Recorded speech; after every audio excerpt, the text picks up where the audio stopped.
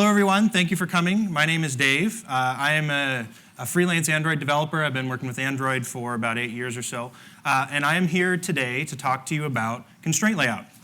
How many of you have heard of constraint layout? How many of you have tried to use it in the past? How many are using it in production? Okay, all right, good to know. Very good. That's about what I expected.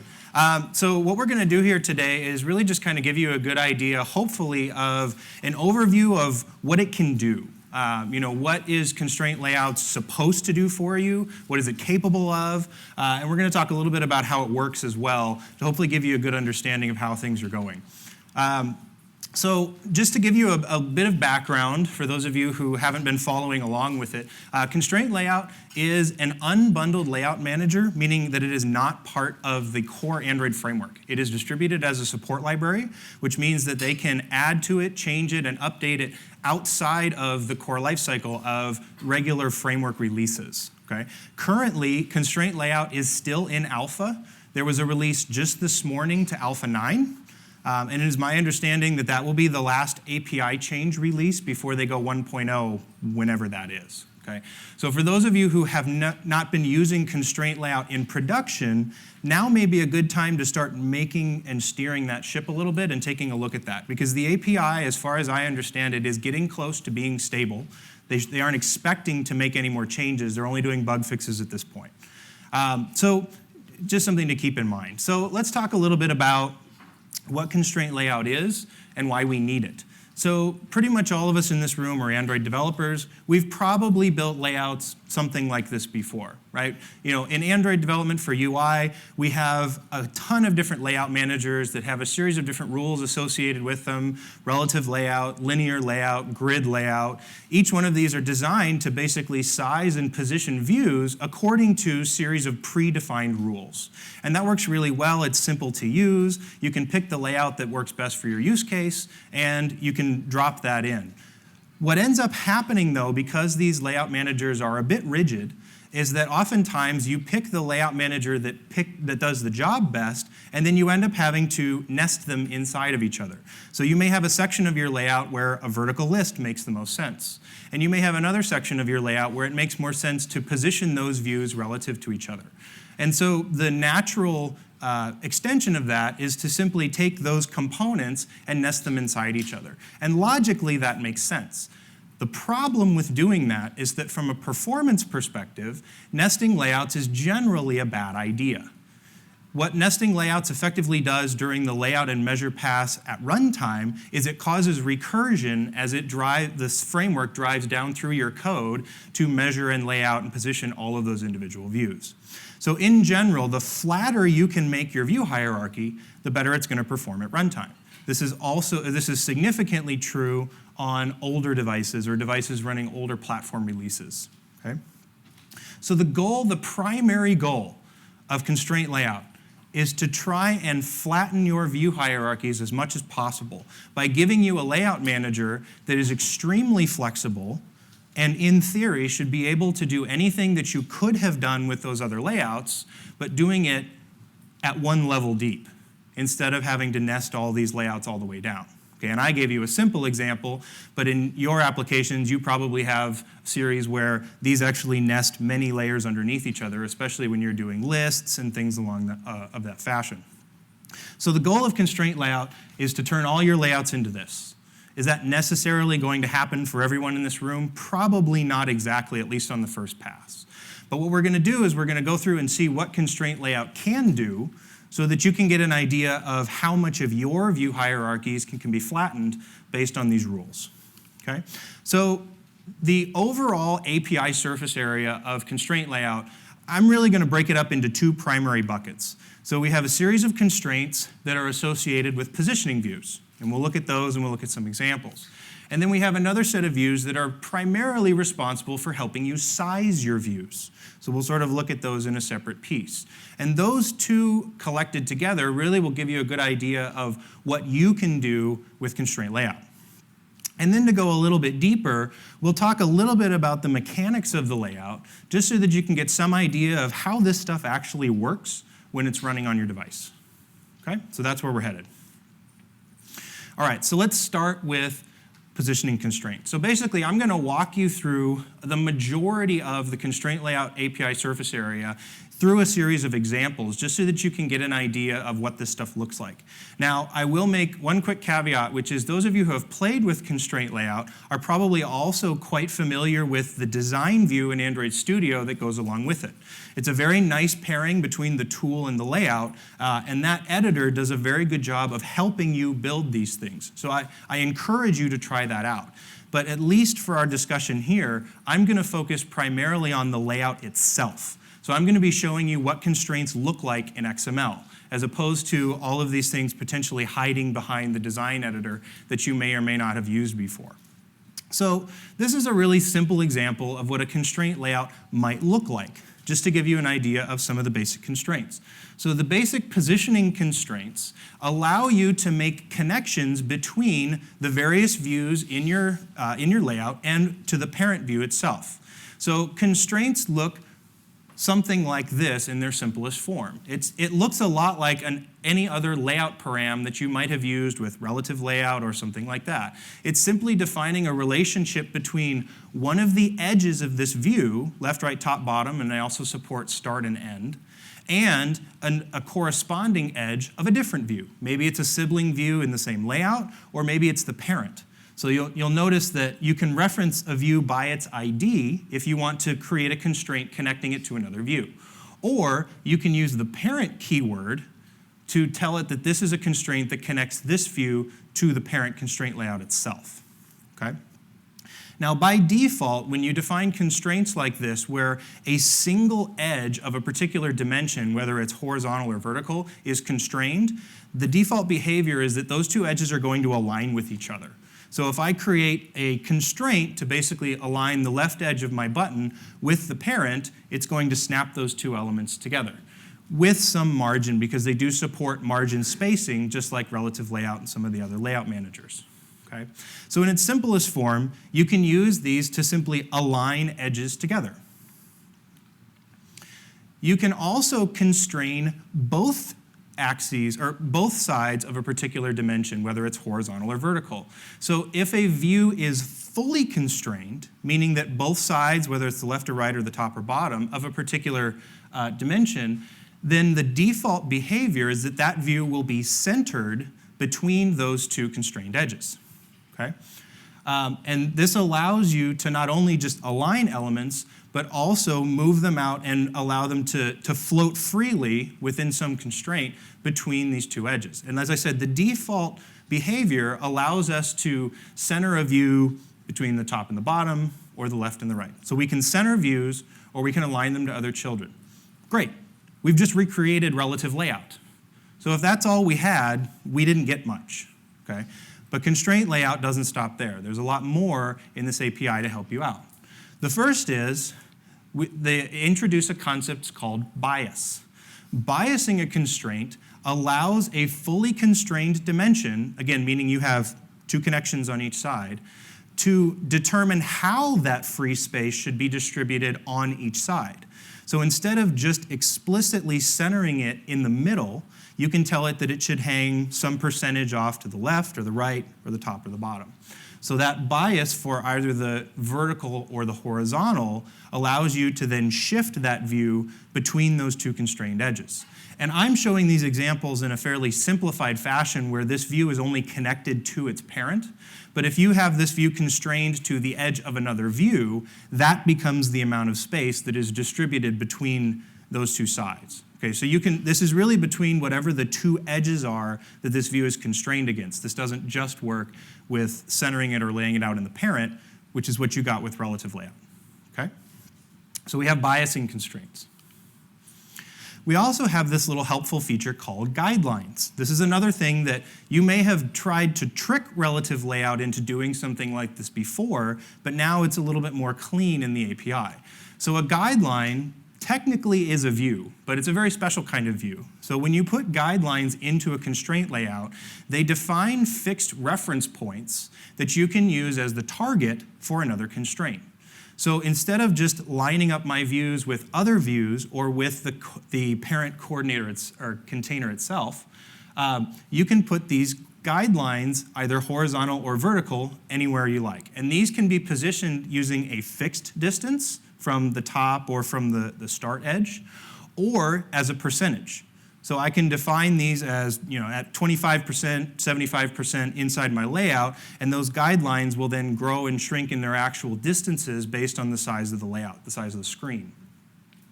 So guidelines allow you to apply these fixed reference points out there in the layout anywhere. So you don't just have to rely on the bounds of the parent or the other individual views. As I said, this is something you may have tried to do with relative layout by just inserting a view and giving it a size of 0 or something like that. Effectively, that's what a guideline is. It is a view that is always gone, so it's never laid out, and is always measured to 0, so it's never accounted for in measurements. Just gives you a fixed reference point that you can use as a target. And this becomes very helpful for lining up views. This is a very useful feature if you're trying to replicate a grid layout behavior, for example, where you might be building a form of some kind and you want to stagger those elements. You can use guidelines to create those constant reference points sort of in the middle there. Okay. So those are sort of the basic elements associated with positioning views. So we have the centering constraints, the biasing constraints, and the edge constraints, as well as the guidelines. Let's talk a little bit about how constraint layout sizes views. So again, we've all been doing Android development for a while. You're probably familiar with the 3 primary ways that you can size a view. I can tell a view, whether it's width or height, that it should be sized by wrapping its content. Effectively, that the size of the view should be no larger than is necessary to display the content inside of the view, whether it's text or an image or whatever it is. You can tell a view that it needs to be fixed size and give it an explicit dimension for its width or height. And you could tell the view to be match parent, essentially telling it that when it's measuring that dimension, it should attempt to measure itself at the same size of its parent container, or at least to fill the available space based on other layout rules. In terms of constraint layout, only 2 of these are supported. When you're defining your views inside of a constraint layout, you can use wrap content and you can use fixed size. But it's not recommended to use match parent. In fact, those of you who have played around with the tool, if you attempt to put match parent into your layout, the design view will take it and turn it into something else. And we'll talk about what that is in a minute. But they don't want you to do this. The reason is because if you use match parent, you might end up with something that looks like this. Now, what you have here is 2 examples. The top example up there is a view that is fully constrained on both dimensions, so on the left side and on the right side. And the bottom view is one that's only constrained on one edge. So the top view, when you use match parent, that's actually probably the behavior you were expecting. It should fill the available space minus margins between those 2 edges. But if you use match parent with a view that is not fully constrained, it matches the parent size in terms of that measurement, always. Which means if you shift it or do anything like that, it's just going to be measured off screen. Okay, it doesn't respect the constraints the way you might expect it to.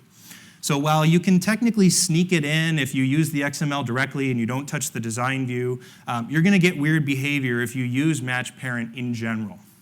So instead, when you're working with constraint layout, they've defined a new type to replace match parent called match constraint. Now, it's not really a new type per se. The idea here is that you would define that dimension, whether it's width or height, to just be 0. If you've used linear layout and worked with weights before, this is a common principle, right? The idea is, I don't necessarily care the exact size. I want you to fill the available space based on what's associated with the other constraints. Okay? So in most cases, when you said match parent, you probably meant this, which is why the design view goes through and makes that change for you. Okay? Match constraint, using the same example, instead looks like this. So with that fully constrained view, you get the same behavior. So if you were to do match parent or 0DP on a fully constrained view, you would get that filling the space minus the margins. Match constraint, however, behaves a bit more like wrap content on a dimension that is only constrained on one edge, which is a bit more of a sane default than what we saw before. So generally speaking, wrap content, fixed dimension, and 0DP, meaning match constraint, or you might also hear the term any size, are the three primary ways that you would apply sizes to a view inside of constraint layout. So the beauty of this match constraint is it allows you to create flexible size views, which is something that was, again, not necessarily easy to do with something like relative layout. You could do it with the weighted systems in grid layout and linear layout, but not necessarily in something as flexible as relative layout. So this allows you to define views that fill available space in a much more flexible way. Okay. Going back to some additional constraints, there are also constraint attributes associated with view size. Probably one of my favorite is the ratio constraint. Anyone in here who's written an aspect image view or something along those lines and had to done that subclass before, it's gone, right? So now there's an attribute, constraint dimension ratio, that allows you to apply a fixed ratio to any view inside of constraint layout, okay? And you express it as a ratio, which in most cases actually makes sense, right? You'll probably use this a lot with image views, right? So you can define a particular view, and in order for this to work, the view has to have a fixed dimension or a fixed size in one dimension, so either wrap content or an actual size, and then be flexible in the other dimension, so effectively having 0 DP or match constraint. That allows the constraint layout to take that view and adjust that other dimension, the flexible one, to be exactly the appropriate ratio to opposite the side that you defined, okay? Now this ratio is always defined as width over height, okay? So even if you want one dimension or the other to be flexible, you would still define that ratio the same way. It is possible to define a view that is fully flexible in both dimensions, so both the width and height are 0 dp, and still use ratios. But when you do this, you should, sometimes you don't need to, but it's generally good practice to do this, you should modify the dimension ratio such that it has a prefix of either an H or a W in front of it. And what that will do is it tells constraint layout, since both dimensions of this view are flexible, which one of them should we consider to be locked to the ratio, and the other dimension will obey the particular constraints associated with that dimension. Okay? So you can do this if this makes more sense for your application, but in that case, you typically want to pick one of the dimensions that is ratio locked, and that's the one that you would put in a prefix there associated with the ratio. Okay? So no more aspect image view, it's gone. Constraint layout takes it away. I'll take questions at the end. Okay, another new feature. This feature was actually added in the drop that just released this morning, is layout chains. Okay, and this one is really cool because it allows us to reintroduce some other flexible concepts from linear layout and grid layout that the earlier iterations didn't have if you may have been playing with this in the past. So a layout chain is essentially just a group. It's a way of grouping child views and constraint layout together so that they behave as a group. Okay? Effectively, the way that you would define this is simply defining constraints in both directions between two particular views. So in this example, I basically just got 3 buttons that are laid out here. And the chain is created because the first and second button relate to each other using different constraints, and the second and third button constrain against each other. So we don't just have a constraint going one way, we have a second constraint going back the other way. When that happens, a chain or group relationship is applied between those two views. And there are 2 things that constraint layout allows you to do when elements are grouped like this. The first is you can apply weight. So this is something you couldn't do until we had chains. But now, using constraint layout, we can group the elements together that we want to fill the available space the same way you would have done with linear layout and weight. And you can apply the new weight attribute to have it fill the space in whatever proportion makes sense for your application. The other thing you can do, which I don't have an example of here, is you can pack the group, which basically just tells constraint layout that any constraints that are applied on the outside of this group should apply to the group as a whole. So now you could take a row of buttons and you could center the row, as opposed to having to try and individually define the constraints that it makes the 3 buttons look like they're centered in a row. Okay? So grouping is very powerful in allowing you to apply outside constraints to a group as a whole And in order to do that, you connect them together using chains, which again is just a fancy way of saying the two views constrain to each other in the same dimension or on the same edge. Okay. All right, I briefly want to talk about the ConstraintSet API. This API has a fairly specific use case. It's primarily helpful in animations. So you can think of ConstraintSet as a helper for layout params. So just like with any other layout, you could typically go through and programmatically define the layout params associated with a particular view rather than doing it in XML. You could do the same thing with constraint layout. In fact, you could do it directly with the individual layout params because as you may have noticed, all of those attributes that were in XML are prefixed with that layout underscore, which means they're going to end up in layout params. So I could do this all in Java code without any XML. But ConstraintSet allows you to take that a step further and allows you to group those constraints for a particular layout into an element that you can apply as a batch. And again, this has a fairly specific use case that helps you with doing scene transition type animations. So just quickly walk through the API. ConstraintSet is something you would create in Java, and then you can fill that set either manually by applying the individual constraints and their edges the same way you would in XML. You can pass it a layout file, which will read in all of the constraints from that layout and fill the set that way. Or from Java code, you can just pass it a reference to a constraint layout, and it will fill all the information from there. It basically takes a snapshot of all the constraints that are currently in that layout associated with all the particular views. Then you can take that and you can define sets for each particular scene in whatever transitions you want to apply. And then using the scene transition framework, you can just apply a given set to the constraint layout. And when you do that inside of a delayed transition, it will animate the change of all the constraints.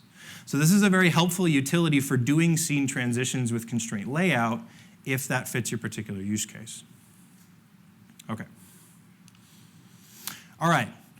So that's sort of an overview of the basics of the API, right? So we have the sizing constraints, the positioning constraints, all of these things effectively defined in XML. When you're using the layout editor, or the graphical design editor, effectively all that tool is doing is filling out your XML file in a similar fashion that you would have done with relative layout or anything else. So doing this even directly in XML is not terribly scary. To be honest, I spend more time working with constraint layout directly in XML than using the design editor. That's just a choice of mine.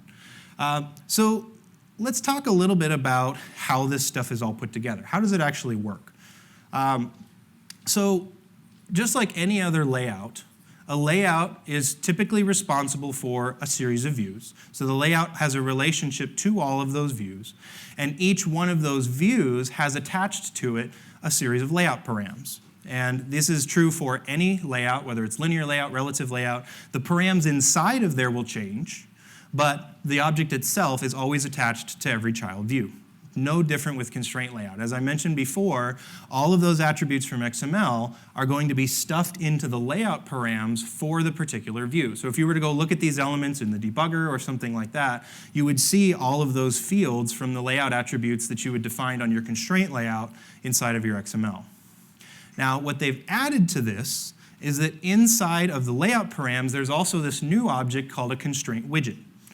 And this is the object that at runtime is responsible for resolving those constraints from a bunch of rules that you've defined into the actual size and position information associated with the view when it needs to be laid out. Okay? So the constraint widget is an element that is initially empty, but it's just attached to every single layout params instance. Okay, and we'll talk a little bit more about what happens after that. There's also this new element attached to the constraint layout directly called a constraint widget container. And we'll talk a little bit more about that in a moment, but essentially it's the driver for this whole system. So just like child views are attached to their parent layout, these child widgets are attached to the constraint widget container, and the container is responsible for driving the whole analysis process. Okay, we'll look at that in a little bit more detail in a minute. So what's inside of one of these constraint widgets? Well, what happens is during the layout process, all of the attributes that were in your layout params get stuffed into this constraint widget. And they get translated into a number of different things, but most of them are set up as these constraint anchors. So everything you set in XML gets turned into one of these attributes on the constraint widget. And then there's a series of empty attributes for the view's size and position information. So when the layout pass initially begins, all that stuff is stuffed from layout params into the widget, and then the remaining fields are empty. Okay? Hold that in your mind. Then effectively what happens during the measure stage and the layout stage of constraint layout is all of those constraint widgets are collected together. And the attributes associated with them are fed into a magic box. And we'll talk about what this thing is here in just a little bit. But there's this equation solver thing that reads in all those constraints, analyzes the rules that you provided, and out the other side pops sizes and positions. And those get stuffed back into those same widgets. So that widget becomes both the input and the output storage for this particular layout engine. Okay? So once measure is complete, all of the size and position information is done and has been computed for all of your views. So that means every time the constraint layout has to remeasure for any reason, it goes through that whole process again. Then during the layout pass, those constraint widgets are retrieved again, and this time that X, Y, width, and height information is just going to be applied to the individual views. So it turns out layout is actually quite cheap, because here all the heavy work, which again really isn't even that heavy, but all that work is being done during measure. Okay, so during measure is where we see all of the constraints analyzed, and then during layout, it's just taking that information out of these individual widgets and just applying them to the views. Okay, so let's take a little bit of a deeper look at this magic box. So what you may or may not be familiar with is the fact that constraint layout actually gets its name from mathematics. So constraint layout is so named because all of those individual rules that you define are turned into rows or constraints in a system of linear equations. Okay? There's a whole bunch of math that goes on inside of this thing. So each one of those rules that you define, whether they're to position a view or give it a size, et cetera, they turn into constraints or rows in a giant system of linear equations. And then what constraint layout is responsible for is analyzing that system and solving those equations to give you the left, right, top, bottom values of every particular view. Okay? The algorithm that it uses is known as the cassowary algorithm. It's a very well-known algorithm in computer science for solving linear equations. Those of you who have done any work on the iOS side, it is the exact same algorithm that is used with auto layout. It's also used in a number of other platforms. There are implementations in Python, Ruby, all over the place. If you're interested in learning more about it, there's a website, overconstrain.io, that gives you all types of places where the cassowary algorithm is used, and you can kind of learn more about those implementations. Okay? So we won't talk too deeply about how that all works, but just to give you an idea, essentially everything that comes out of your rules. So there are constraints added for the size of the parent. So there are constraints that get turned into these equations for the parent itself. How should constraint layout be sized? There are horizontal constraints for each view, vertical constraints for each view, and then all of those sizing constraints. Each one of those just becomes another row in the table. And then once you have the giant table, the cassowary solver can go through and resolve all of those values into something useful that you can use for layout. Okay? All right, so I'll give you just a real simple example because this can get really complicated really fast.